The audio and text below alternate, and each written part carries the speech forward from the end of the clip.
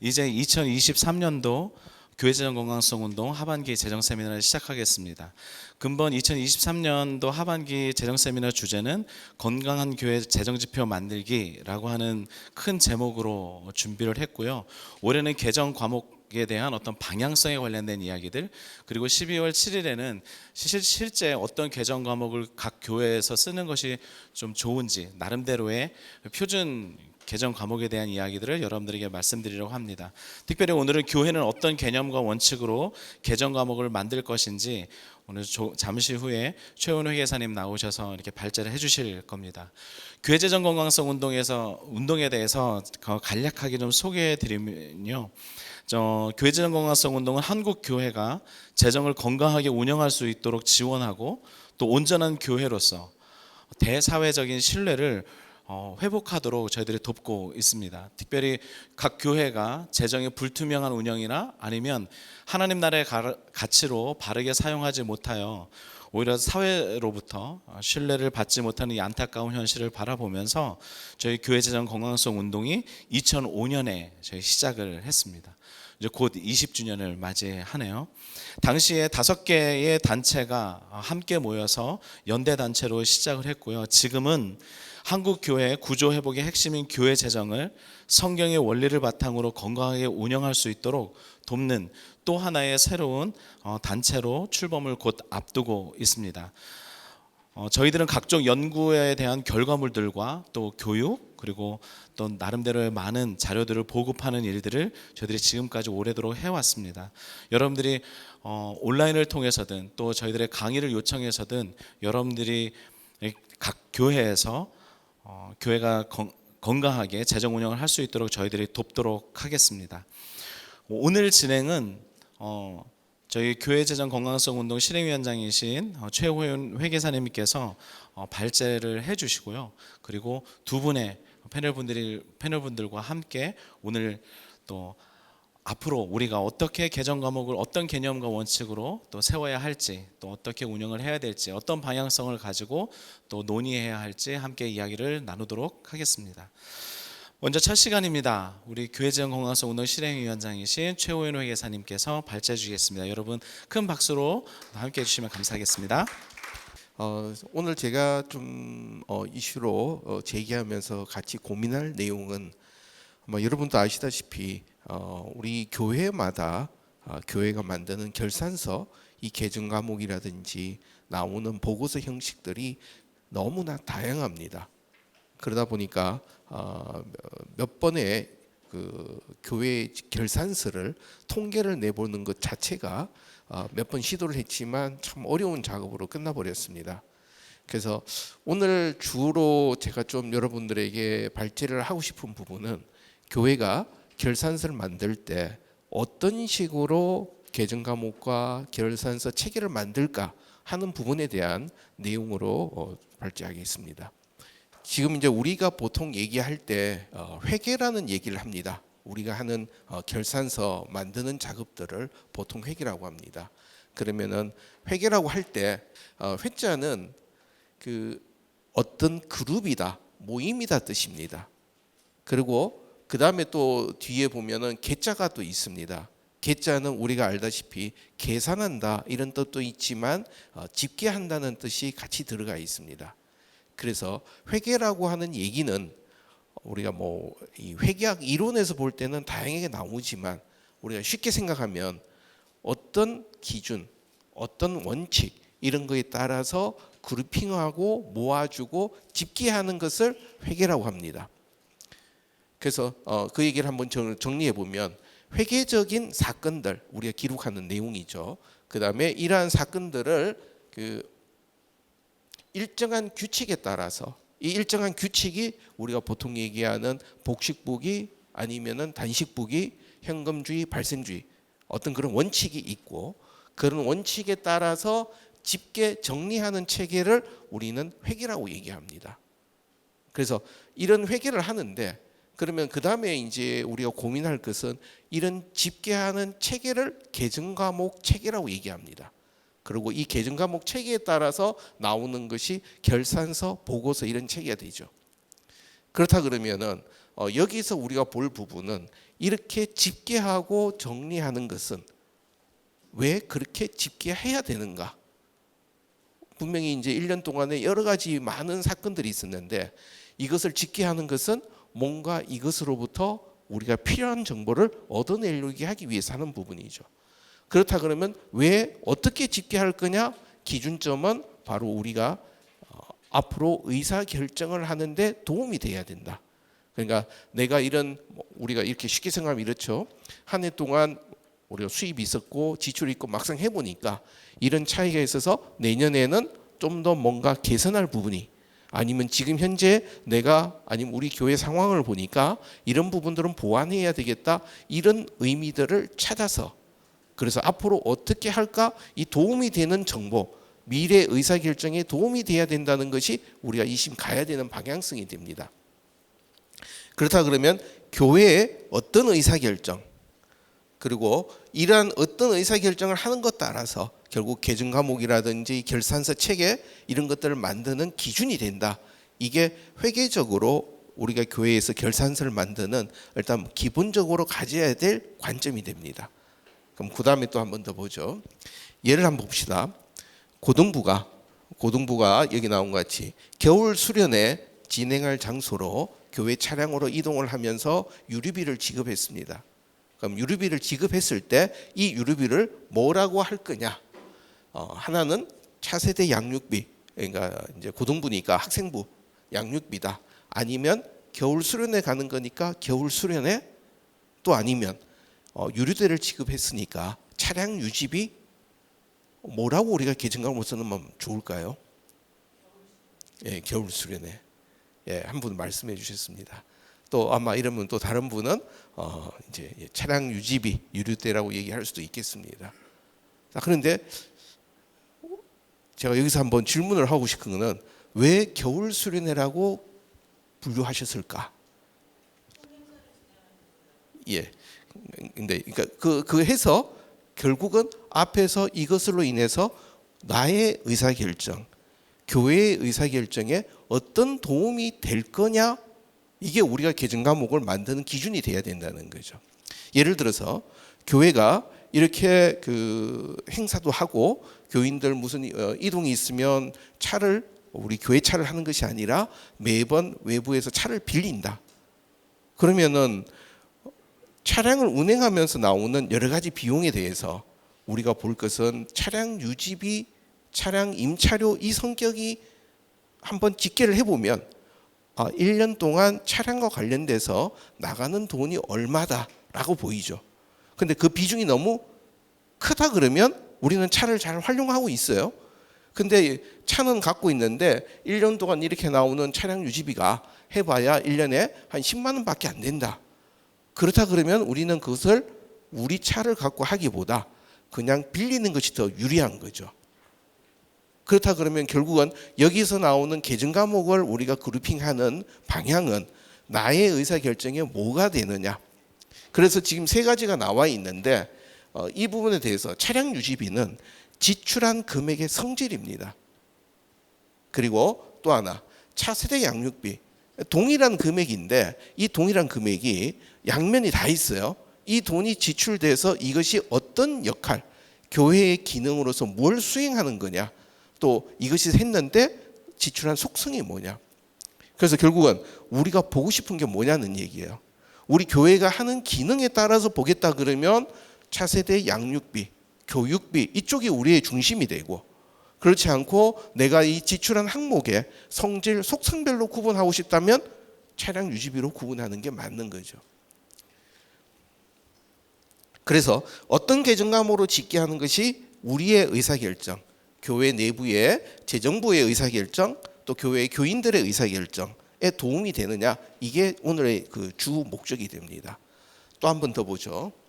소년부 담당 목회자 사례비를 지급하는 경우 사용할 개정 과목은 무엇인가? 자, 여기도 한 번 더 보죠. 사례비, 인건비, 차세대 교육, 아니면 차세대 교육부라고도 표현하기도 하죠. 자, 여기서도 그러면 어떤 의미가 될까? 앞에서 얘기했던 거 지금 동일합니다. 하나, 인건비는 지출하는 금액의 성질 기준입니다. 그리고 또 하나, 차세대 교육 지출한 금액이 수행하는 기능을 설명합니다. 자, 이제 여러분들이 이제 이 개정 과목을 보시다 보면 그동안 교회마다 많이 지적되고 교회 속에서 얘기 나온 거는 목회자 사례비를 왜 여기저기 분산시켰느냐, 그동안 교회 내에서 얘기가 많았습니다. 그러다 보니까 교회마다 목회자 사례비는 무조건 한 곳에 모아서 목회자에 나가는 금액이 얼마인지 보고 싶다. 그래서 교회마다 목회자에게 나가는 사례비, 인건비는 다 한 곳을 막 모아 왔습니다. 자, 이것도 이 정보를 보는 사람의 의사결정에 도움되게 하기 위해서 그랬던 거예요. 그러다 보니까 그런 경우에는 그 사람이 교육부를 하던 신방을 담당하는 목회자이든 상관없이 인건비라는 걸로 다 직계를 내버렸죠. 그건 그 사람의 의사결정이었죠. 그렇다 그러면은 우리가 보는 거는 돈이 나가면서 인건비라고 보는 게 중요한 건가? 아니면 교회에 우리가 들여진 헌금이 어떻게 사용되는 그 기능에 따라서 고민할 거냐? 이 얘기가 전혀 다른 부분입니다. 그 얘기는 다른 말로 이렇게 개정 과목을 어떻게 쓰겠다라고 하는 것 자체는 내가, 교회가, 교인들이 뭘 원하는가라는 걸 보여줍니다. 다른 말로 개정 과목 체계를 보면 이 교회는 어떤 관점으로 재정을 쓰고 있느냐가 보이게 되는 거죠. 자, 그런 관점을 한번 더 보겠습니다. 그래서 인건비로 분류할 때 교회가 수행하는 이 역할과 기능을 알 수 있는가? 우리 이 질문을 해보는 거죠. 또 반대로 차세대 교육부로 분류할 때 지출한 금액을, 내역을 알 수 있느냐? 자, 이거는 어떤 경우가 되어버리냐면 차세대 교육비로 나갔습니다. 그러면 내년에 우리 예산 짤 때 이 차세대 교육부 안에는 목회자 인건비도 있겠고 또 애들에게 책 사는 것도 있겠고 모여서 활동하면서 간식비도 있을 수도 있고 이동 여러 가지 경비가 들어갔는데 교육에 토탈로 얼마가 들어갔다는 건 알지만 내부를 모른다 문제점이 있죠. 그래서 결국은 지금 우리가 가야 되는 것은 이 두 가지 기능을 다 알 수 있는 방향으로 가는 것이 필요하다. 그것이 지금 우리가 고민할 지점입니다. 그러면은 이제 이 의사결정서에 있는 이 개정 과목 체계 하기 위해서 갈 때 지금 그러면 우리 현재 나와 있는 것들 어떤 체계로 되어 있느냐? 한 예를 한번 들어보겠습니다. 어떤 비영리 조직의 결산서입니다. 일반적인 수지 결산서 많이 만듭니다. 그래서 후원금이 있고 이월금이 있고 또 지출에는 회의비, 필기도구, 복사용지 여러 가지의 경비들이 있습니다. 우리 이 얘기들 보면 그냥 일반적으로 우리가 알 수 있는 결산서입니다. 그럼 여기 이 결산서에서 이 결산서는 왜 만들었을까요? 이거는 누군가 보는 사람에게 필요한 정보를 전달하기 위해서 그럽니다. 그럼 이것을 보는 사람은 뭘 파악할 수 있을까? 자, 한번 보죠. 여기에 담당하는 직원들은 있을까? 이 결산서 내용은 없습니다. 왜? 여기 어떤 이유인지는 모릅니다. 예를 들어서 여기는 전부 자원봉사자로 일할 수도 있고 또 어떤 경우는 그렇게 좋지는 않지만 사무실 재정이 없으니까 급여를 지급을 못했어요. 그러니까 수지결산서니까 지급 못했으니까 돈이 없어요. 그러니까 여기 없죠. 그럼 우리는 그걸 알 수 있느냐? 모른다는 부분입니다. 사무실이 있다면 우리는 임차료가 나가야 되죠. 여기 지급 임차료가 없습니다. 그러면 여러 가지 생각할 수 있죠. 여기는 자체 건물을 갖고 있다, 아니면 누군가로부터 공간을 무상으로 제공받고 있다, 아니면 여전히 또 돈이 없어서 지출을 못한 건가? 이런 얘기도 볼 수 있는 거죠. 이런 얘기들이 여러 가지가 다 우리가 생각해 볼 수 있습니다.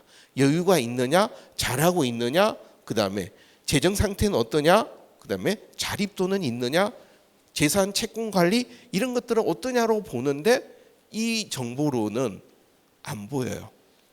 이유 자체는 여기서 나와 있는 결산서는 두 가지 특성이 있습니다. 하나는 돈이 지출된 성질만 구분하고 있습니다.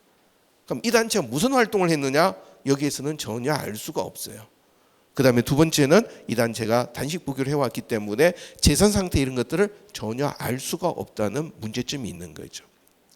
다른 경우도 한 번 더 보겠습니다.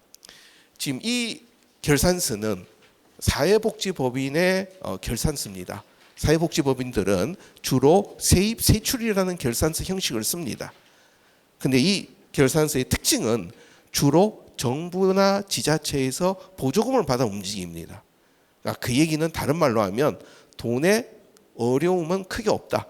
왜? 계획 잡고 주어진 돈의 범위 내에서 잘 집행만 하면 돼요. 그러면 이 사람의 이 특징 속에서는 교부받은 보조금이 사업 진행하는데 주 내용은 수입에 대한 부담이 없으니까 여기서 이 정보를 보는 사람은 뭘 관심이냐? 여기에서 지금 앞에 보는 것 같이 앞쪽입니다. 예. 여기서 보면 예산이 얼마고 결산, 예산이 얼마고 결산이 얼마다. 결국 계획대로 얼마 받아서 어떻게 썼느냐, 목적대로 처음에 계획한 대로 제대로 썼냐 안 썼냐라는 의사결정에 도움이 되는 정보를 제공하는 거예요. 그래서 여기는 그 절차만 잘 지켜주면 특별한 문제는 없습니다. 그 다음에 또 단체를 한번 보죠. 이 단체 유형은 여러분 보시는 것 같이 한번 보시죠. 한 달에 수입이 1,100만 원입니다. 한 달에 수입 1,100만 원이면 우리 단체 상근 이제 활동가 두세 명이 있다 그러면 임차료 나가고 활동비 나가고 하면은 정말 이 경비가 빠듯하게 움직이는 조직입니다. 그 얘기는 이 특징은 소액 풀뿌리 후원금을 운영하는 시민단체이기 때문에 빠듯한 후원금 규모는 결국 우리가 사업을 진행할 수 있느냐 이게 중요한 고민거리가 될 수밖에 없죠. 그렇다면 회계정보에서 나올 때는 항상 우리가 봐야 되는 것은 이 사업을 진행할 유동성을 우리가 확보하느냐, 다른 말로 수익과 사업비 규모가 잘 돌아가고 있느냐. 그 다음에 두 번째 또 한번 관점을 보죠. 이 경비 한번 보죠. 사업비가 792만 원입니다. 여기에서 나와 있는 활동의 내역별로 쭉 정리되어 있습니다. 그런데 이 활동 내역 중에 우리 사업비 중에 인건비가 대부분이죠. 그렇다 그러면 여기에서 중요한 것은 우리가 후원 받았던 금액이 어떤 활동에 얼마나 비중 있게 사용되느냐, 이거는 결국 그 단체의 활동이 어떻게 진행되는가에 대한 정보를 제공하는 거죠. 이 얘기를 보게 되면 이런 얘기를 보게 되면 이 인건비 비중에 따라서 인건비 비중이 높은 구조에서 우리 단체가 집중하고 있다. 우리 사업을 여기 하고 있다. 예를 들어서 우리는 A라는 현안 사업이 중요한데 다른 데 돈이 나갔다면 인원 구성을 다시 재배치할 필요가 있게 되는 거죠. 지금 이제 이런 얘기들은 여러 가지 이제 결산서 형식에 대해서 말씀드리면서 그러면 이 결산서가 전달하기 위해서 가져야 되는 체계에 대한 설명들을 계속 드렸습니다. 이제는 내부에서가 아니라 후원자 입장에서 한번 좀 보면 좋겠습니다.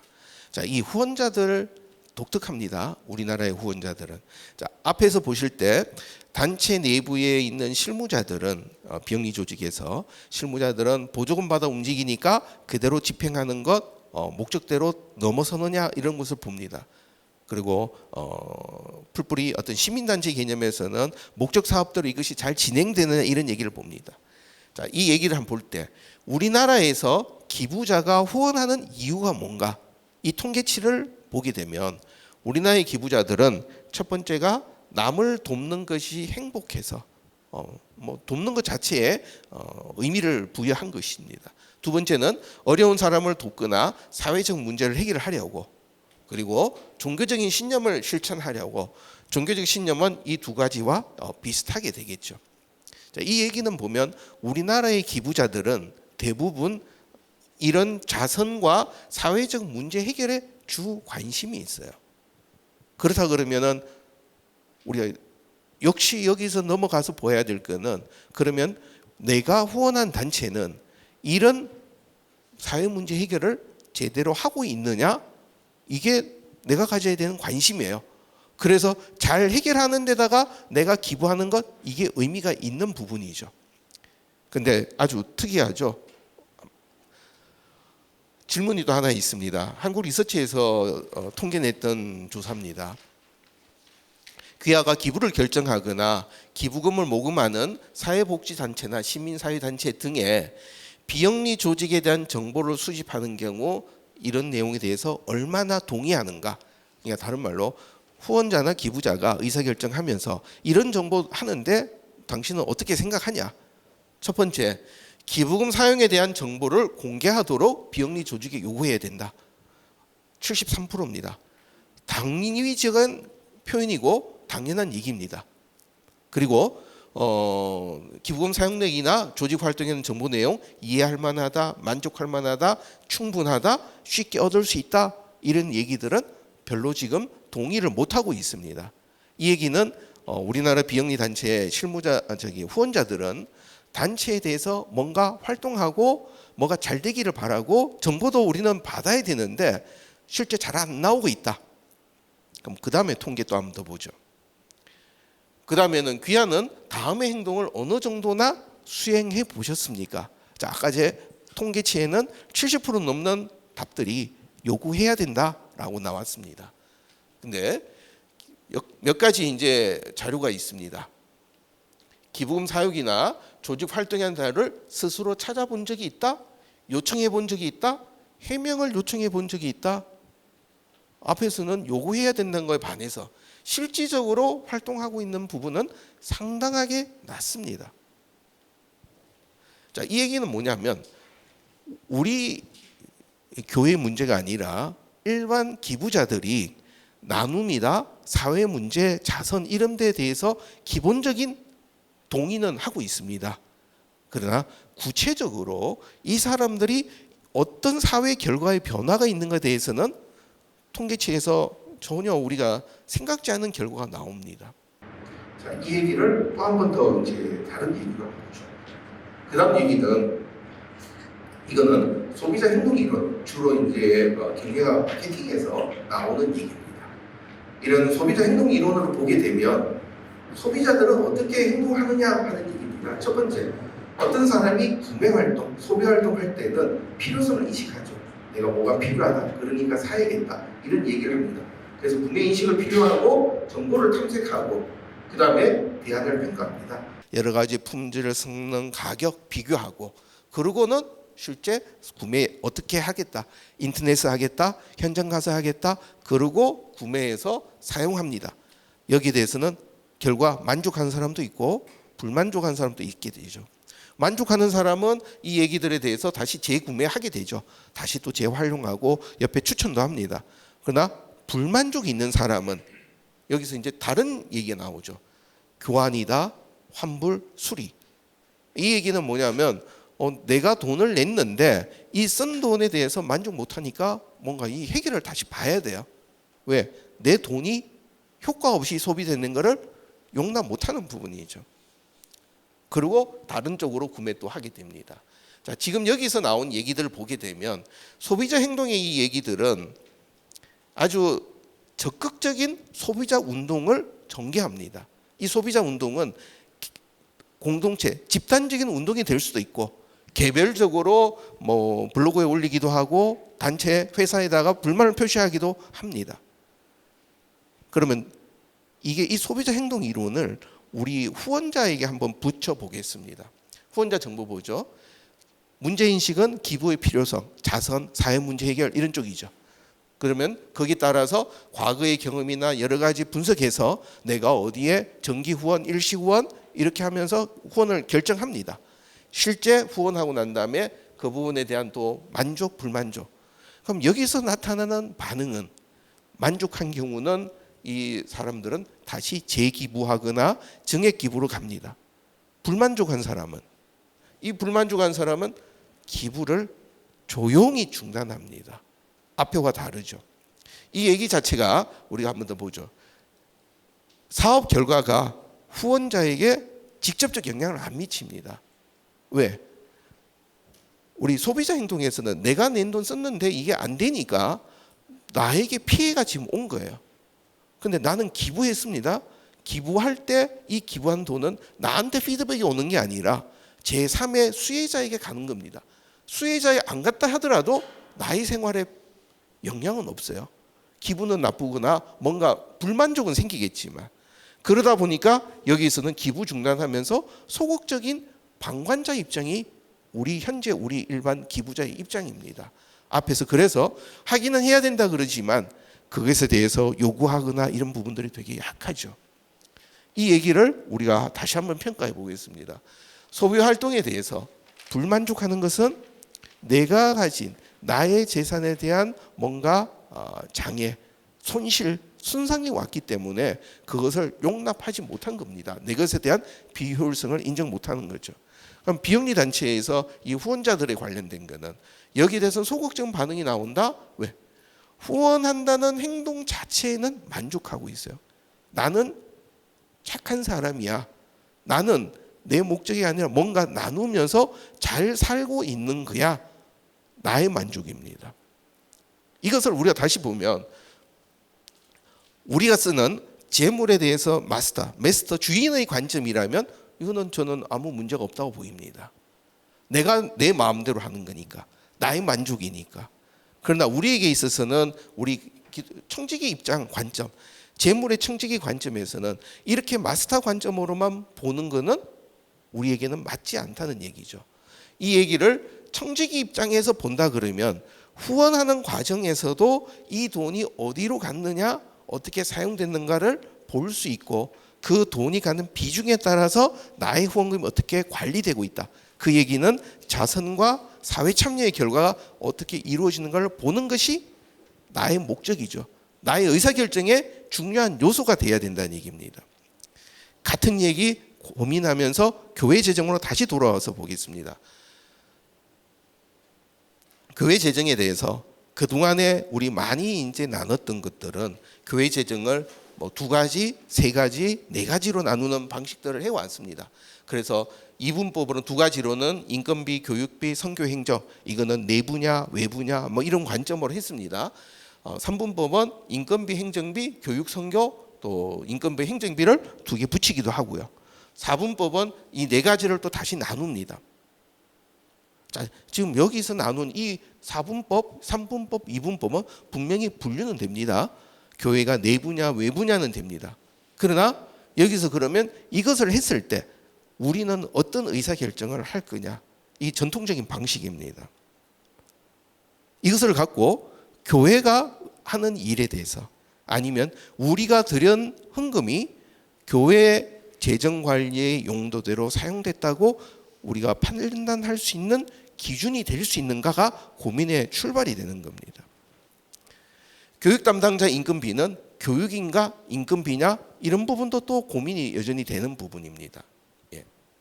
지출의 속성과 수행하는 역할이 여기에서는 혼재되어 있죠. 지금 여기 있는 임금비를 우리가 별도로 구분했지만 행정 담당자 임금비는 임금비냐 행정비냐 또 교육이냐 선교 담당자 이런 혼란이 또 이런 혼돈이 잠재되어 있어. 그래서 이 방식으로는 우리가 가는 것은 바람직한 방법은 아니다.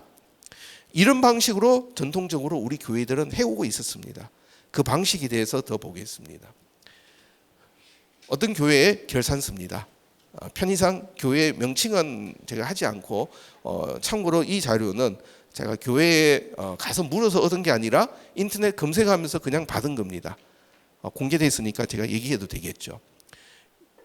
이게 교회 공동회에 교인들에게 공개된 결산서입니다. 이 결산서 내용을 보면 자, 처음에 예산액이 있고 월별로 있고 실제 집행액이 있습니다. 예산이 얼마인데 집행액이 얼마다 이 얘기를 하고 아직 예산이 얼마가 남았다 봅니다. 그리고 여러 가지 항목에 대한 얘기들이 나옵니다. 그러면 이것은 항목별로 예산을 초과하느냐 이게 주 관심인 거죠. 그 다음에 2번째는 넘어가면은 여기 지출 현황 이런 얘기가 보입니다. 이런 얘기들 보면 3분기 수입 지출 그 다음에 누계 기준으로 수입과 지출을 봅니다. 여기서 나온 이 결산서의 관점은 부서별로 예산 초과 여부를 파악하는 정보 그 다음에 2번째는 교회 전체 수입 대비 지출이 얼마나 안정적으로 그러니까 다른 말로 수입 대비 지출이 더 초과 안 되면 교회가 그냥 계속 유지가 되는 거죠. 그렇다 그러면 제가 아주 좀 반대적인 표현으로 시니컬하게 이것을 비판해 본다면 이 교회의 결산서는 부서가 항목별로 준 거를 초과하느냐 안 하느냐 그거가 첫 번째 관심. 2번째 관심은 수입과 지출이 있어서 교회가 굴러가기만 하면 다른 말로 존재하면 오케이가 이 교회의 결산서의 성격이라고 볼 수 있는 게 됩니다. 우리는 대부분 이렇게 많이 하지만 그냥 넘어왔던 부분이죠. 그래서 수입이 안정적으로 확보되어 사업비 집행할 수 있으면 우리는 그것이 교회가 재정 관리를 잘한다고 하고 그대로 계속 가도 되는가? 그다음에 두 번째, 예산 대비 초과 지출이 없기만 하면 괜찮은가? 물론 여기서는 두 가지가 같이 병존합니다. 예산을 짜면서부터 교회의 기능별로 이것을 구분하면서 했다 그러면 이것은 의미 있는 얘기가 됩니다. 그러나 교회가 수행하는 역할, 기능에 대한 고민하지 않는 예산 체계로 된다. 그리고 부서별로 이 이상 쓰면 안 돼. 부서 통제 방법으로 됐다 그러면 이거 자체가 교회가 잘한다라고 우리가 볼 수는 없다는 얘기가 됩니다. 교회가 사용하는 재정은 어떤 역할을 하는 거냐? 재정이 사용된 역할을 우리가 보지 못한다면 의미가 없는 부분이 됩니다. 그래서 보물이 있는 곳에 우리 마음이 있다. 결국 재정이 어디로 사용되는가를 보는 것 자체가 우리가 가야 되는 교회의 방향에 비중이 된다라고 생각할 수 있습니다. 이것은 또 다른 교회입니다. 또 다른 교회의 결산서입니다. 보면은 예배 집행위원회, 또 뭐 섬김위원회, 안내팀, 중보기도팀 여러 팀 단위로 개정 과목이 분류되어 있습니다. 그러니까 이 얘기는 결국 이 팀에서 사용하는 이제 예산을 통제하고 이제 그런 부분이 됩니다. 그래서 나중에 보면 제가 뒤에는 넣지는 않았지만 이 특징은 부서 단위로 비용 항목을 그룹핑했습니다. 부서 단위로. 그리고 부서 단위별로 예산을 통제하고 있습니다. 그러면 부서가 의미가 있느냐? 물론 부서도 의미가 있죠. 왜냐하면 예배부가 하는 역할이 있고 섬김팀이 하는 역할이 있고 이제 다를 수 있습니다. 근데 여기 결산서 또 한번 보면 여기 위에서는 부서라고 돼 있는데 여기에는 강사 사례비, 교육 행사비, 도서비 부서의 개념은 또 아니죠.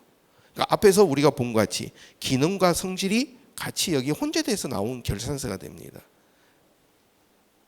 여기는 또 다른 결산서입니다. 여기에서 보면 예배위원회, 교육위원회 여기 전체는 이 위원회 개념으로 들어가 있습니다. 자, 이 얘기 보면 예배 쪽에 얼마나 쓰이고 또 관리 쪽에 어떻고 이제 이런 얘기 볼 수는 있어요. 근데 이것과 우리 교회가 가야 되는 비중, 역할은 어떨까 하는 부분에서는 여전히 쉽게 다가오지 않습니다. 부서별 여전히 비용 통제 이런 얘기가 돼버리는 부분입니다. 그 다음에 또 다른 경우 여기에도 보면 앞에 사례비라는 항목이 있고 예배비, 예배부, 교육부, 전도부 이렇게 또 다시 나눠져 버려 있죠. 그러니까 우리 지금 결산서는 1차원적으로 그러니까 2차원적으로 쭉 내려와 버리니까 기능별과 성질별에 막 혼재되어 있을 때 우리는 이게 파악이 안 돼요. 그래서 이것을 좀 우리 고민 한번 더 해보자 하는 얘기입니다. 여기도 똑같은 얘기가 됩니다. 지금 보면 예배비, 성역비가 담임 목회자의 임금비입니다. 물론 이제 왜 개정 과목이 왜 이거냐라는 얘기도 우리 할 수 있지만 그러나 여기서 그룹핑하는 개념으로 본다면 담임 목회자는 예배만 담당하는가? 그럼 다른 일은 하나도 안 하는가? 라는 질문을 우리는 충분히 할 수 있게 돼요. 그럼 결국 우리가 드려진 현금이 담임 목회자 사례비였다면 담임 목회자의 역할에 따라 우리 헌금이 어떻게 구분되고 사용되는지가 우리는 찾아봐야 교회가 헌금을 어떻게 사용하는지가 보이는 거죠. 보고를 하는 주체로서 교회의 기능은 뭐냐? 우리가 쓰는 재정의 우선순위는 뭐냐? 이런 질문입니다. 예배, 교육, 선교, 친교, 구제 자 이런 얘기들은 교회마다 우리는 어떤 기능을 더 중요하겠다. 어떤 교회는 기본적으로 다 들어가지만 우리는 선교에 더 집중하겠다. 우리는 교육에 더 집중하겠다. 이런 얘기는 할 수 있습니다. 교회마다. 그래서 이런 얘기들 자체가 교회 공동체의 결단과 결정입니다. 그건 우리 교회가 어떻게 가겠다라고 결정했고 이런 얘기들은 교회에 있는 정관이나 규정이나 아니면 매년 목회 계획에 따라서 내년도 예산 편성하는 기준에 따라서 내년에는 우리가 어떤 기능에 더 집중하겠다 이런 얘기들을 따라서 기능을 분류해야 된다는 얘기입니다. 그래서 이렇게 하고 난 다음에 결산하면은 교회가 설정한 우선순위 따라서 이런 것들이 잘 진행됐느냐, 우리 교회가 어떤 역할을 위해서 재정을 사용했느냐를 우리가 분석할 수 있을 때, 그러면 내년에는 이렇게 해보니까 어땠다, 내년에는 그럼 어떤 기능을 더 쓰자, 이런 의사결정을 할 수 있는 얘기가 되는 거죠. 그래서 개정과목 체계를 기능별로 분류하고 성질별로 분부하는 게 필요하다. 그다음에 이제 또 그 개정 과목 우리가 볼 때 용도를 구분하는 헌금 같은 경우가 있습니다. 이 경우에 선교 헌금, 장학, 구제, 건축 같은 경우들은 어떻게 보면 다른 용도가 지정이 돼 있죠. 그래서 이 얘기는 헌금은 물론 교회에다가 우리가 드리지만, 교회에다가 내지만, 중요한 것은 성도들이 하나님과 약정하고 본인의 신앙 가치관에 따라서 이런 용도로 사용하겠다는 결정입니다. 그렇다면 교회는 교인들이 그렇게 낸 헌금에 대해서는 그 의지를 분명히 존중하고 그대로 사용해야 된다는 것은 당연한 일이죠. 그렇다 그러면 교회에서 개정 과목은 여기서 들어갈 때 중요한 것은 용도가 지정된 헌금과 용도가 지정되지 않은 헌금을 구분해야 됩니다. 첫 번째로. 그래서 용도가 지정된 헌금에서는 선교 헌금, 장학 헌금, 건축 헌금, 구제 헌금, 여러 가지 용도가 있겠죠. 두 번째는 주일 헌금, 11조, 감사, 절기 헌금, 이런 부분들은 특별한 용도 없이 하는 부분들, 이것을 구분해서 용도 지정된 헌금은 용도가 지정된 대로 사용됐다는 걸 보여줄 수 있게 가야만 됩니다. 예를 들어서 여기에 절기 헌금 돼 있지만 요즘 많은 교회에서 절기 헌금을 교회 내에서 쓰지 않고 이 사회 구제로 넘기는 교회들 많죠.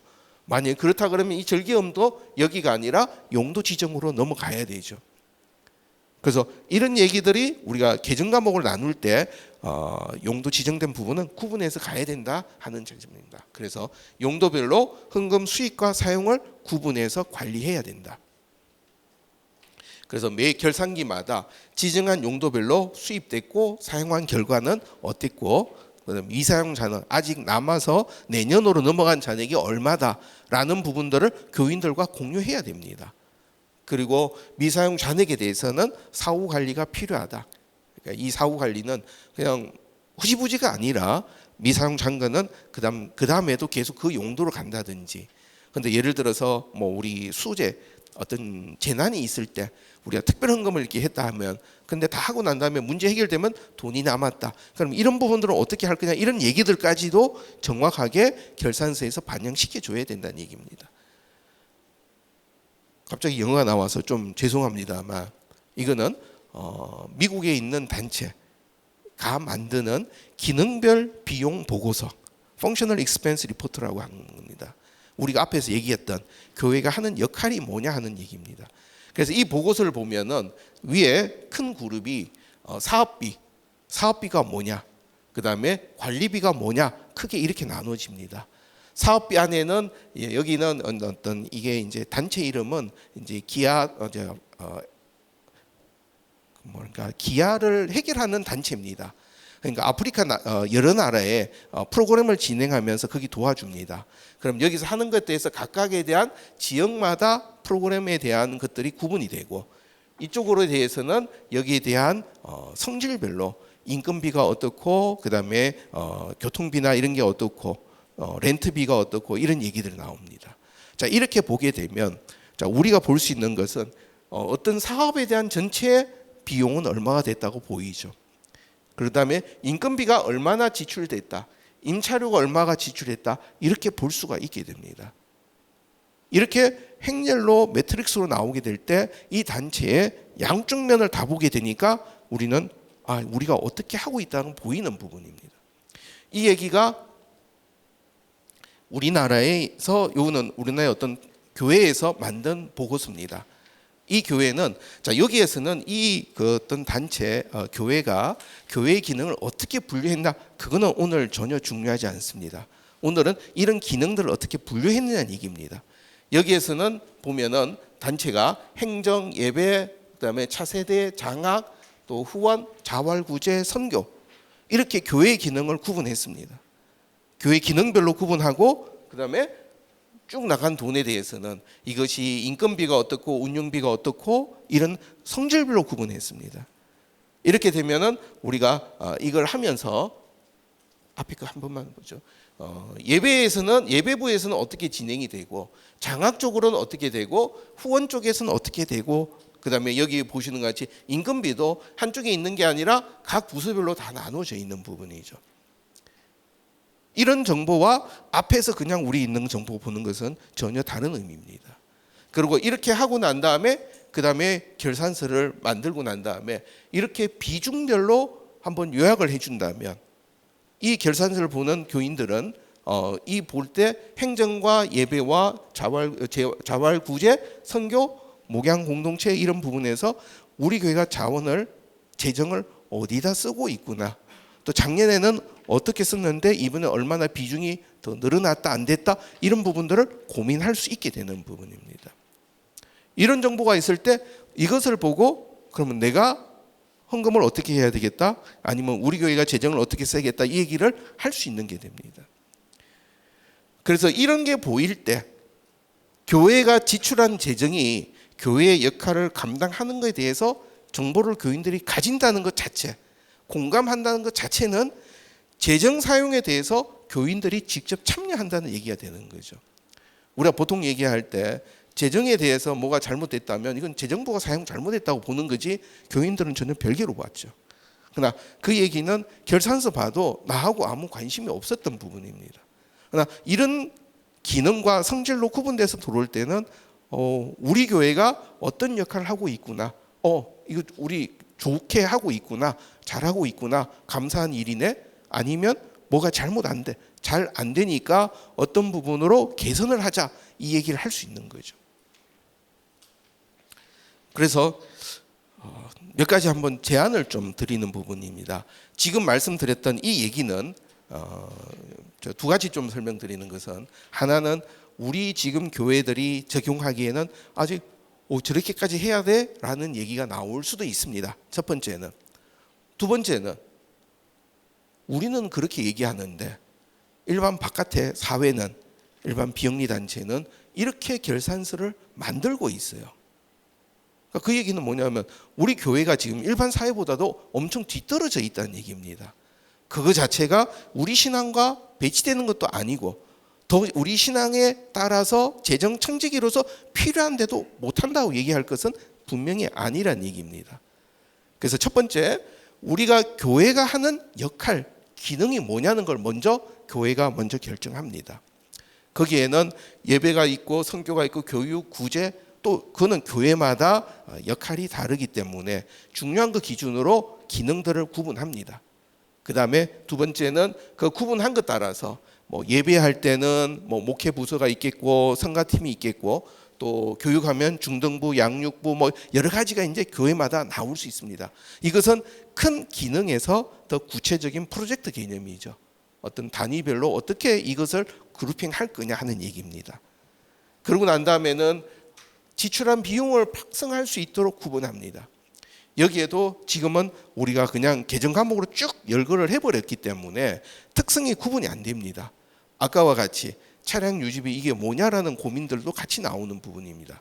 그래서 이 부분을 크게 네 가지로 볼 수 있습니다. 분배 비용, 인력 비용, 시설 비용, 기타 비용. 이 얘기는 우리가 지출하는 비용이 대외적으로 누군가 수혜자가 있는 경우들, 그 중에 가장 대표적인 거는 뭐 예를 들어서 교회가 미자리 교회를 지원했다 이런 경우가 여기에 해당이 되겠죠. 또 어디 장학생에 대해 장학금을 줬다 아니면 구제비 지역의 어려운 사람들에게 이런 얘기들은 분배 비용이 됩니다. 이 얘기는 결국 교회가 교회 안에서 아니라 외부로 어떻게 나누냐 이런 얘기를 우리가 볼 수 있습니다. 두 번째가 있는 것은 인건비. 우리 내부에 일하시는 사역자들, 행정 담당 분들의 인건비, 사례비 뭐 이런 얘기들이 여기서 중요한 거는 우리가 보통 얘기할 때 학자금, 장학금은 따로 보죠. 그런데 정확하게 따지면 우리 교회에 사역하고 있는 부교육자들의 대학교 학비, 대학원 학비는 우리 교회에서 사역하기 때문에 지급하느냐 아니면 그냥 주는 것 따라서 의미가 달라집니다. 우리 교회에 사역하기 때문에 부교육자이기 때문에 간다 그러면 그것은 장학금이 아니라 여기 나오는 인건비에 해당이 돼요. 사역하고 상관없다면 그것은 일반적인 운영비가 되겠죠. 그 다음에 시설 운영비, 여기에는 임차료도 되겠고 관련된 재산세, 또 차량에 관련된 거, 어떤 시설을 우리가 운영하면서 나가는 부분들. 그리고 나머지 부분들은 기타 운영비라서 교통비, 여러 가지 이제 비용들, 인쇄비, 주보 인쇄비도 여기 이제 들어가게 되겠죠. 자, 그러면은 개념적으로 기능이 어떻게 역할을 하느냐, 그 다음에 실제된 성질을 보고, 그렇게 되면은, 자, 예를 들어서 중등부라고 하게 되면 중등부의 결산서는 여기부터 이렇게 내려오겠죠. 중등부에서 예를 들어서 학생들에게 뭔가 나눠줬다, 분배 비용으로 가겠고, 중등부 담당 교육자 관련된 건 임금비로 가게 되겠고, 중등부에 있는 비품이나 시설, 임차료 나갔다면 여기에 나오고 나머지 활동비와 계정감으로 나갑니다. 그러면 내년에 우리가 계획 잡을 때도 중등부가 이렇게 가는 것들을 볼 수 있고, 교회 전체적으로는 어떤 쪽이 비중이냐를 볼 수 있죠. 그러니까 나무도 보고 숲도 볼 수 있는 구조를 우리가 가야 된다는 부분입니다. 그래서 여기 나오는 계정들 한 번 더 세부적으로 보게 되면 분배 비용의 얘기가 나올 수 있는 것은 장학금, 국내 선교 지원, 해외 선교 지원, 또 선교 단체 지원, 또 위기 가정 지원, 구제비, 노예비 이런 부분들은 분배 비용으로 드릴 수 있는, 이거는 누군가 다른 수혜자가 있는 데다가 우리가 지원하는 금액이다. 그 다음에 인력 인건비 관련된 거는 명칭은 여러 가지입니다. 뭐 사례비, 법정복리, 주택보조, 학자금 보조, 통신비. 여기서 똑같은 얘기입니다. 주택보조, 학자금 보조 명칭은 다르지만 이것이 교회 내에서 사역하고 있기 때문에 나가는 거라면 다 인건비 성격이 되는 거죠. 직급수당, 퇴직급여, 교육비, 또 심지어는 안식년으로 가시는 분들에 대한 것도 같은 개념으로 봐야 됩니다. 그래서 이런 얘기들은 더 교회가 파악할 수 있는 대로 계정과목을 쓰면 되죠. 그 다음에 시설비는 세금, 임차료, 관리비, 수도광열비, 수선비, 화재보험료 이런 여러 가지가 들어가게 되고, 그 다음에 기타 쪽은 뭐 말이 기타라서 그렇지 실제 뭐 나쁜 건 아니고 인력, 시설, 분배 그 이외의 것들이 전부 이제 이 경비니까 교회에서도 이 경비 많이 나옵니다. 그래서 뭐 사무용품, 통신비 쭉 이렇게 나옵니다. 뭐 식당에서 부식비 나오는 것도 여기에 나오죠. 자, 그런데 이제 이 중에 가다 보면 회의비, 신방비 이렇게 계정 과목을 썼습니다. 회의비, 신방비라고 하는 것은 그렇게 좋은 계정 과목은 아닙니다. 왜? 회의비하고 신방비라고 하는 것은 지출한 성질을 설명하는 게 아니라 이 돈이 어떤 활동에 관련된다는 개념이죠. 신방비도 같은 얘기예요. 신방한다 그러면은 예를 들어서 가는데 교통비도 신방비가 되고, 그다음에 그분이 어떤 환우분이면 가서 뭐 이제 그 과일 같은 거 사, 그것도 신방비로 돼 버리죠. 그러니까 이렇게 나오는 계정은 그렇게 좋지 않다. 그래서 계정 과목을 우리가 분류할 때는 기능별로 하는 부분이냐 성질별로 하느냐 이 부분을 분명하게 가지고 전체 체계를 만들어 줘야 된다. 지금이 11월 달이기 때문에 한참 내년에 이제 예산을 짜고 하기 또 그렇게 마무리하는 단계로 보입니다. 이럴 때 우리가 어떻게 이 계정 과목 그룹핑 한다는 얘기는 결국 교회의 재정이 이게 지금 현재 맞다 틀리다가 아니라 어떻게 그룹핑해야 우리가 돈 쓴 용도, 교회가 재정을 사용한 용도와 활용된 결과를 우리가 나중에 볼 수 있을까? 그 차원에서 이런 얘기들이 고민이 돼야 되는 부분입니다. 그리고 마무리하면서 꼭 이제 제가 드리고 싶은 부분은 아까 이제 외국 사례들은 이미 20-30년 전부터 일반화된 양식입니다. 우리나라에서는 2018년도부터 비영리 법인들은 다 이런 체계로 지금 하고 있습니다. 근데 우리 교회는 계속 사람이 없어서 또 몰라서 이거 전문가가 아니어서 이렇게 얘기하기는 우리가 재물의 청지기로서 너무 무책임하다. 다른 말로 이런 결산서 만드는 이유는 우리 교회가, 교인들이 교회가 재정을 어떻게 사용할 거에 대한 의사결정에 도움이 되는 정보를 반드시 제공해 줘야만 됩니다. 그걸 안 한다면 모여서 공동회의하면서 결산서 만들고 하는 의미 자체가 하나도 없어요. 오로지 누가 돈 잘못 쓰고 빼먹은 거 없냐 그것만 본다 그러면 우리 그 차원은 이제 넘어서야 되는 부분입니다. 그런 관점에서 앞으로 우리가 결산서 내용을 보여주고 집계하는 방향은 교인들과 재정부와 또 우리 사회가 교회의 재정을 보면서 어떤 의사결정을 하는데 도움되는 정보로 만들어야 된다. 그렇게 제언드리고 마무리하겠습니다. 예, 감사합니다.